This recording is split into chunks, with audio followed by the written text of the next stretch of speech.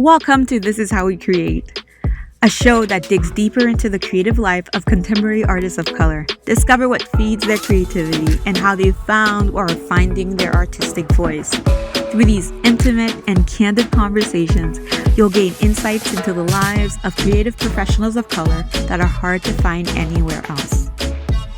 Hey friend, welcome back to This Is How We Create. My name is Martine Severin, your host, and today's mini episode is diving into something I've been thinking about a lot lately. And let's just say I'm always thinking about stuff, but one thing in particular is about how some people, me included, often say, just do the work. Here's an open secret. A lot of the content that I create for the podcast, This Is How We Create, as well as for the mini episode, is because this is content I need to hear. If you ever find yourself stuck in that familiar cycle of procrastination that feels really impossible to break, you know what I'm talking about. But it's that moment where you sit down to do your work and to create, but then all of a sudden, oh wow, so many distractions, so many things come up. You just don't want to deal with the blank page, with the canvas. You can't get a good idea down. And all of a sudden, social media or that film that you've wanted to watch, or worse, you rage clean. And suddenly your spice rack feels like a productive use of time. To tell you the truth, I've been there. And even now, I get there. Another thing you might not know about me is that I'm an avid gardener. Last year, I did not plant my annuals, nor did I plant any wild seeds because there were so many things going on and I just didn't have time for my garden. And so I never got a harvest. There were no wildflowers growing in my garden. There were no bees. Well, actually, there were some bees because we had some bee balm growing in our garden. But the only harvest that we had were lots of potatoes, lots of tomatoes, and lots of scale. But all of the beautiful flowers, all of the things that really bring me joy, I didn't grow it in my garden. That's because I never took time out to plant seeds. Over the years, I've discovered something that's really great, which is, waiting for motivation is like waiting for the perfect weather to plant a garden. But sometimes you just need to get your hands dirty first. Let's talk about something that's really helped me transform my way of approaching work. There's something called the cognitive behavior triangle. And we talk about feelings, about therapy a lot. But that's because, this is the work I need, so I share it with you. Now, all of this sounds clinical, but stay with me. The cognitive behavioral triangle is a simple framework that shows how your thoughts, our thoughts, and our feelings and behaviors are connected in a dance that fuels our creativity or stops it cold. So picture this. You think, I'm not good enough to finish this project. And that thought will create feelings, anxiety, maybe doubt. And what do those feelings lead to? Usually procrastination or avoidance, right? And so this triangle keeps one element feeding into the next. But here's where it gets kind of good. Listen to this. We can interrupt this cycle at any point. And sometimes changing the behavior first, like setting a timer for 15 minutes of focused work, can actually shift our feelings and thoughts in unexpected ways. I discovered this when I was stuck on a podcast episode outline. It happens all the time.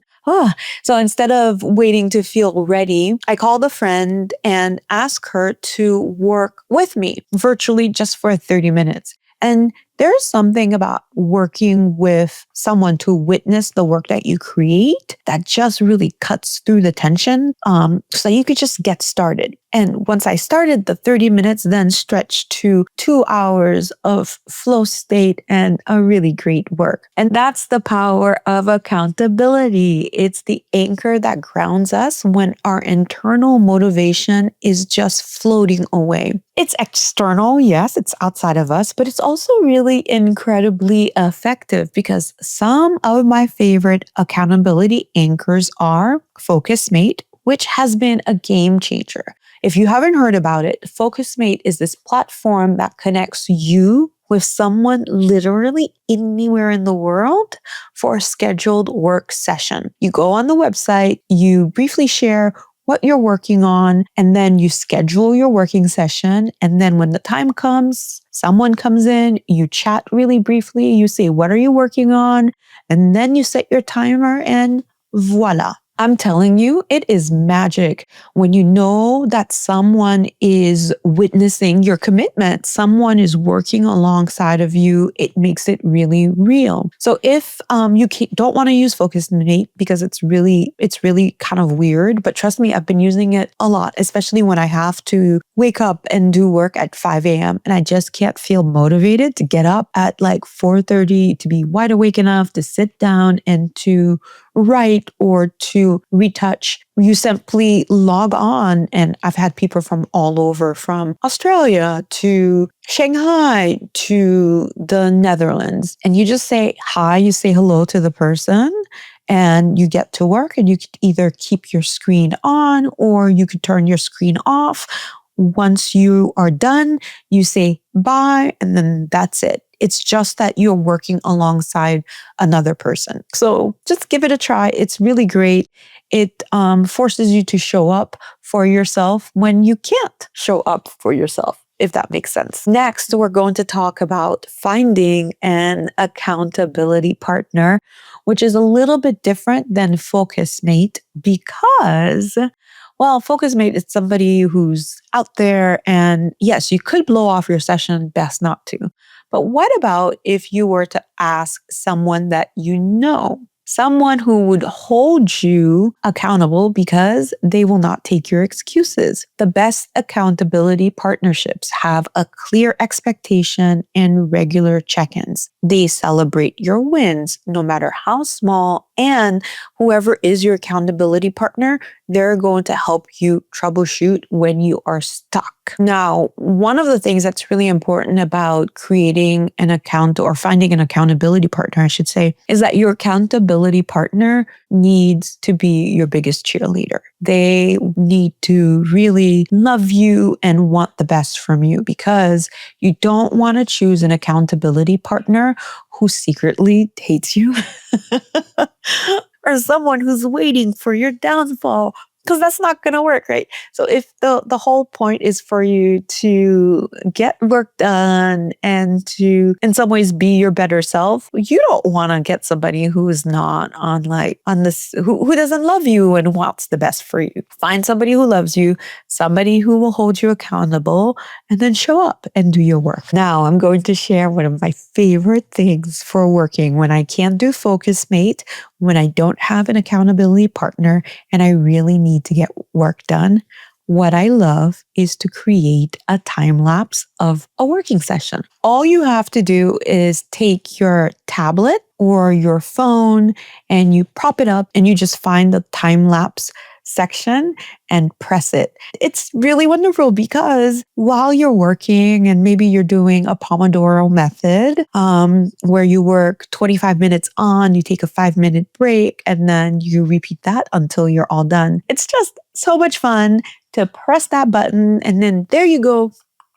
You go away and you're doing your thing. And I really love this when I am doing work, especially when I don't want to do it. It's as if, I don't know, there's something about having a record of something that you've created, and then you could watch the little video, and then afterwards you could share it on social media, or you could just keep it to yourself or share it with friends. So that's all I have for you today. So I just wanted to share some of these things that I use to keep myself accountable, because my little brain, I love you, brain, you know I love you.